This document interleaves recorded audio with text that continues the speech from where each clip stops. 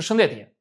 Një nga pyetjet më të shpeshta që del tek çiftet moderne nuk është më ku ishe, por kujt po i shkruan, kujt i shkrove. Teknologjia nuk solli vetëm internetin në shtëpi, solli dhe paranojën në shtrat. Me telefoni si zgjatim të trupit ton, intimiteti u bë një ekran me kodin PIN dhe pikërisht këtu fillon dilema. A kemi të drejtë të kontrollojmë telefonin e partnerit, apo kjo është thjesht një rrëshqitje në territorin e kontrollit, xhelozisë dhe humbjes së respektit? Le ta shikojmë pa iluzione. Telefoni si zona e shenjtë.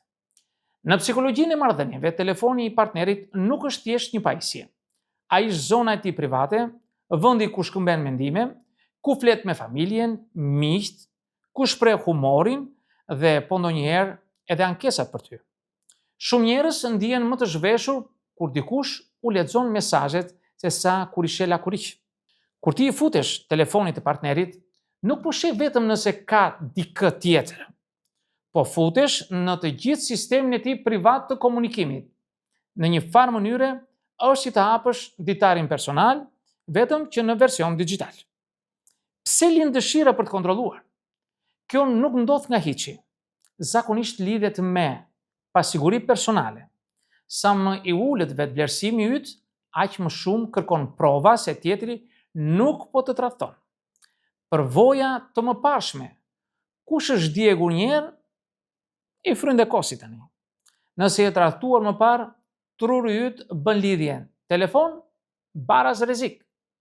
Sjellja e dyshimit e partnerit, distancimi, fshehja e ekranit, ndryshimi i fjalkalimeve, modelet kulturore. Në shumë vende, sidomos në kultura më tradicionale, kontrolli i partnerit shihet si kujdes, jo si shkelje privatësie, por në thelb kontrolli i telefonit vjen nga mungesa e besimit. Dhe mungesa e besimit nuk zgjat me kontroll, por me komunikim. Të kontrollosh telefonin nuk është diçka neutrale, është një akt pushteti. Ti vendos veten në rolin e hetuesit dhe partnerin në rolin e të dyshuarit. Dhe kjo krijon asimetri në marrëdhënie. Njëri bëhet polic, tjetri kriminal potencial. Frikë dhe mospërputhje. Partneri ndjen se s'është më i lirë, fillon të fsheh dhe gjërat më normale. Kemi rritje të paranojës. Ironikisht, sa më shumë kontroll, aq më shumë gjen gjëra për të shqetësuar. Shpesh mesazhet neutrale interpretohen si tradhti. Kontrolli si vetë profeci. Në psikologji quhet vetë profeci përmbushse nëse ti e trajton partnerin si tradhtar. Rrit mundësit që ai të mendoj po dhe po, dhe të distancohet ose të tradhtoj vërtet. Kontrolli shpesh nuk ndalon tradhtin, e provokon atë. Privatësia dhe kufit. Një marrëdhënie e shëndetshme ka dy shtylla: besim dhe privatësi. Besimi pa privatësi është kontroll. Privatësia pa besim është izolim. Telefoni është një test i madh për të bërë balancën. Shumë njerëz e ngatrojnë transparencën me mungesën e kufive. Transparenca është kur partneri nuk ka problem të tregojë telefonin nëse ka arsye. Por kufit personal janë kur ti nuk e kërkon këtë si të drejtë automatike. Po nëse unë dyshoj seriozisht, ka raste kur instinkti yt mund të jetë i drejtë. Nëse partneri ka ndryshuar sjelljen në mënyrën dramatike, nëse ka shenja reale tradhtie, është e natyrshme të ndihesh i pasigurt. Por mënyra e shëndetshme për ta trajtuar nuk është të bëhesh haker, por të hapësh bisedë. Një bisedë të ndershme. Jam djerë e pasigurt këto kohë, mund të flasim? Nëse pas kësaj, ai apo ajo reagon me agresion, fshehje të mëtejshme dhe tallje, problemi nuk është telefoni, është marrëdhënia. Pasojat afatgjata të kontrollit.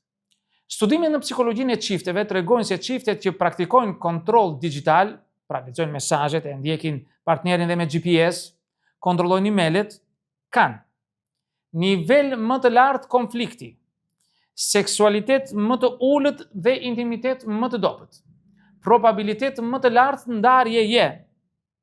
Kontrolli nuk rrit sigurinë, rrit frikën. Ai nuk e bën partnerin më të besueshëm, e bën më të kujdesshëm në fshehje. Argumentet e zakonshme dhe kundërpërgjigjet. Nëse nuk fsheh gjë, pse të mos e tregoj telefonin? Privatësia nuk është e barabartë me fshehje. Edhe ti nuk do që të lexojnë mendimet çdo minutë. Të kesh hapësirën tënde nuk do të thotë që je duke tradhtuar. Është mënyra ime për t'u qetësuar. Qetësia e ndërtuar mbi kontroll nuk zgjat. Si droga, të jep një dozë sigurie, po më pas e do më shumë. Unë e bëj se e dua. Dashuria nuk justifikon shkeljen e kufive. Të kontrollosh telefonin nuk është dashuri. Është ankth i paketuar si kujdes. Ironia e madhe, kontrolli prodhon fshehje. Sa më shumë të kontrollosh partnerin, aq më shumë ai apo ajo do të shpik mënyra për të fshehur. Mesazhe në arkiv, aplikacione sekrete, numra me emra të rem. Pra nëse mendon se kontrolli është rrugë për të zbuluar të vërtetën, në fakt mund të bësh katalizator i një gënjeshtre më të sofistikuar. Psikologjia e besimit. Besimi nuk është dhuratë që partneri e fiton duke qenë perfekt. Është një zgjedhje aktive që ti bën përdit. Unë zgjedh të besoj derisa të kem prova reale që s'mund të besoj. Dhe kjo zgjedhje nuk bazohet tek telefoni, por tek sjellja e ti apo e saj në jetën reale. Çfarë të bësh në vend të kontrollit? Bisedo hapur. Në vend që të kontrollosh në fshehtësi, thuaj hapur ndjenjat e tua. Ndërto siguri të brendshme. Punë me vetëvlerësimin. Terapi nëse duhet. Sa më i sigurt apo e sigurt të ndihesh me veten, aq më pak të ndohesh të kontrollosh. Vendos parime të qarta. Diskutoni hapur çfarë konsideroni tradhti, mesazhe, flirte online e të tjera, dhe dakordsohuni për këtë. Vlerëso sinjalet reale, jo paranojën, jo atë fiksimin që ke. Shi sjelljen, jo thashethemet. Vendos kufi në vetvete. Vendos një rregull personal. Nuk kontrolloj pajisjet e partnerit sepse kjo nuk është mënyra që dua të jetoj. Kur kontrolli mund të jetë i justifikuar? Në raste ekstreme, dhunë, abuzim, ashtrim financiar, kontrolli mund të bëhet si akt mbrojtje. Por këto janë raste të jashtëzakonshme, jo norma. Dhe atëherë, mënyra ligjore dhe etike është të kërkosh ndihmë, jo të bëhesh spion. Pra, ajo që do të thosha është, a duhet të kontrollojmë telefonin e partnerit? Përgjigjja psikologjike e thatë dhe pa dekor, pa lule është jo si zakon, jo si mjet kontrolli. Telefoni i partnerit nuk është pronë publike. Kontrolli nuk ndërton besimin, e shkatërron atë. Nëse dyshon, flisni. Nëse dyshimi vazhdon dhe nuk ka përgjigje, ndoshta problemi është vetë marrëdhënia, jo telefoni. Nëse partneri është i ndershëm, kontrolli është i panevojshëm. Nëse partneri tradhton, kontrolli është i kot. Në të dyja rastet, kontrolli nuk është ilaç, është simptom. Në fund, marrëdhëniet e shëndetshme nuk maten me numrin e herëve që kontrollon telefonin e tjetrit, por me numrin e herëve që mund të flesh rehat pa e bërë këtë. Dhe kjo vjen nga komunikimi, respekti dhe siguria që ndërtoni bashk, jo nga kodi PIN. Kam patur rastin të një çifti, i cili zotëria ishte specialist në rregullimin e celularëve dhe i kishte klonuar telefonin të shoqes për ta ndjekur natë ditë se mos ajo e tradhton. Ka dhe tipa të tillë, por për fat të mirë na dëgjoj.